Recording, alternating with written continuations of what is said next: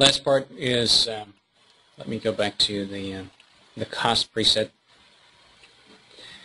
Last part is add-ons and markup. So in order to make this a document that contains the profit margin as well and other compensations, I can add add-ons for overhead. So I can show the list of add-ons, and I define that I need to make sure to activate the margins preset to show all the input columns. I can add as many add-ons in here as needed. So in this example, we included 2% of the project cost for escalation. Overhead, 5% of the total project cost. The markup value is 5% multiplied with that value. So 5% of 28 million, almost 29 million, is 1,444,000.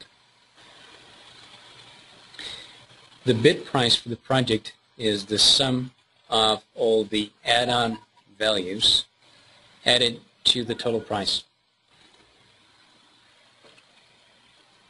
So here the total add-on value is separated.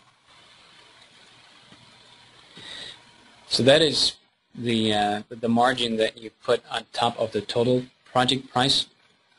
In addition to that, you can also specify a profit margin for individual line items. So it is possible that you want to make a profit of 4% on all subcontractor work.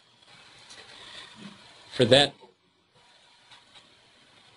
I'm opening the markup values dialog. So in the add-ons and markup group, there is a markup values dialog. And in here we see the cost type tag values again. So when we looked at the tag editor, we looked at the 5 cost types and we added a 6th one. In here you can define what the default markup percentage should be for each of the cost types. So let's say cost type 2, we want to work with a profit margin of 4%. If I save that, then that 4% is applied to all entities that have a cost type 2, all the components.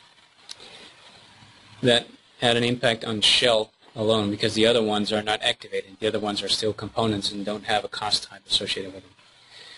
So we can expand this, and here you can see the margin was updated for all of them. The markup here is a different number because it's the average of everything that is included. So we have a markup value that is divided by the total price, and that gets us to the average markup percentage for that group.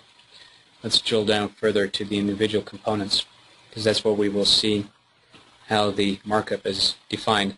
So here we have a cost type number 2. Because it is cost type number 2, the markup percentage is 4. If I change that to 1, the markup percentage will go to 0.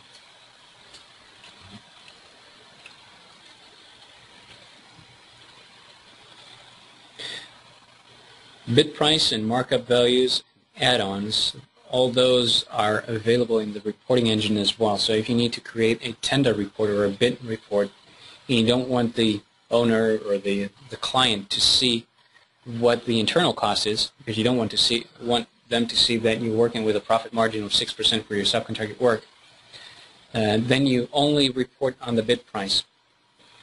You may want to subdivide the add-ons as well. Sometimes you depends on the type of contract, but sometimes you want to hide that from the bid proposal. If you want to do that, you go into the add-ons and markup and click divide. Divide means that the values will be subdivided over all the active cost plan items. So divided basically means it's included in the cost plan, and we have put it in there, but you don't show it. It's just included in all of the line items. So it's a perfect way to hide your profit. Not very open book, of course, but And you can do that for each of the individual add-ons. So you can choose to show them or not.